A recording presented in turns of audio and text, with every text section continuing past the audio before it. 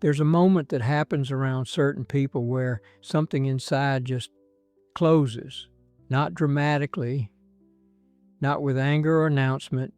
You don't storm out or explain. You simply go quiet. The words dry up. The warmth fades. And afterward, you might even wonder what happened. Because on the surface, nothing obvious went wrong. No fight, no insult, just conversation that felt normal to them and somehow heavy to you.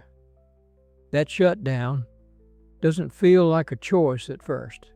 It feels like a response, like your system pulling back without asking permission.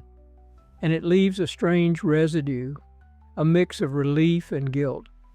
Relief because the energy shifted away from drain. Guilt because you wonder if you're being too sensitive, too closed, too difficult.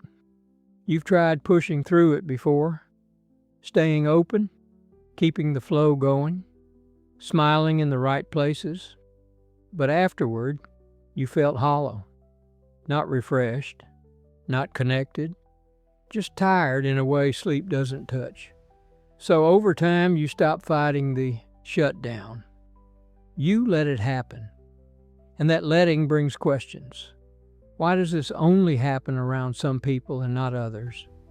Why does being with them feel like performing more than being? Why does your inner world go still when they're near? The answers don't come quickly. They surface slowly. Through patterns you start to notice. Through moments you replay in quiet hours. Through the realization that your shutdown isn't random.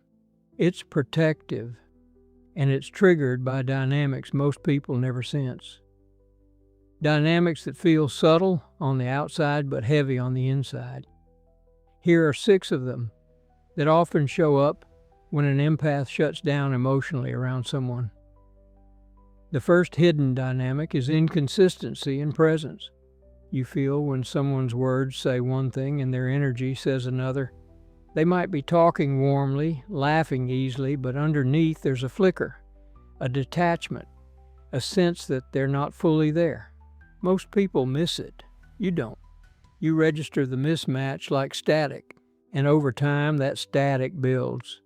Your system starts guarding against it. Not because they're bad, because staying open to inconsistency costs too much. So you close a little, then a little more, until the warmth you usually offer just isn't available. The second dynamic is conditional regard.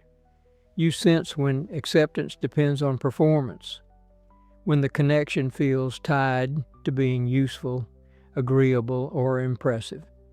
They might not say it outright, but you feel the subtle shift.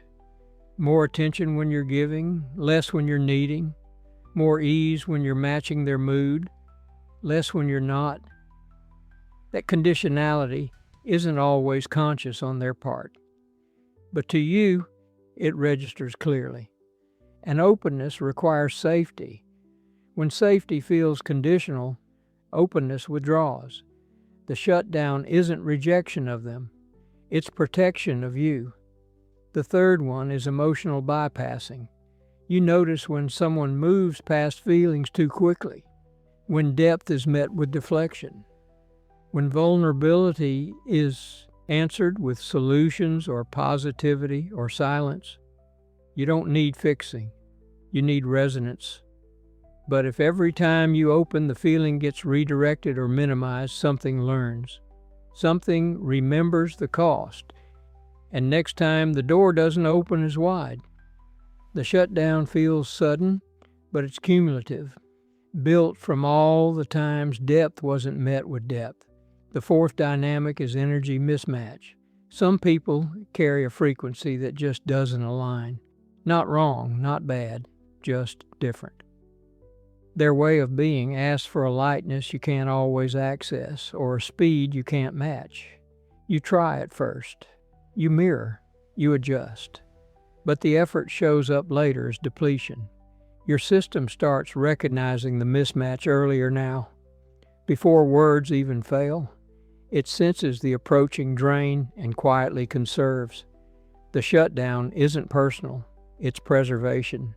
The fifth is unspoken expectation. You feel when someone's presence comes with invisible demands, not spoken, just felt. The expectation to regulate their mood, to absorb their stress, to perform emotional labor without reciprocity. Most people don't notice these currents. You do. And carrying them unasked builds weight. Over time, your inner world learns to step back before the weight arrives. The shutdown becomes a boundary you didn't have to voice. And the sixth dynamic is lack of true reciprocity. You give depth easily, you listen fully, you hold space. But when it's your turn, the space isn't there, or it's shallow, or it's filled quickly with their story again. That imbalance doesn't feel like selfishness to you. It feels like pattern. And patterns teach. They teach your system when full presence isn't safe to offer. So around those people, presence dims, not out of spite, out of learned protection. These dynamics rarely stand alone. They overlap, they layer. They build quietly until one day the shutdown feels inevitable. And that's where the misunderstanding begins. From the outside, it looks like you're withdrawing, like you're cold or moody or hard to reach. But inside, it's different. Inside, the shutdown feels like alignment, like your system finally listening to what it's been registering all along. You don't shut down because you don't care. You shut down because you care selectively now. You've learned the cost of staying open when the ground isn't steady. You've learned how quickly mismatched energy can linger in your body. You've learned that not every space deserves full access to your depth. That realization doesn't come with triumph. It comes with quiet grief first. Grief for the openness you used to give freely. Grief for the connections that might have been different if the dynamics were too. But after the grief settles, something else arrives. Relief, and then clarity.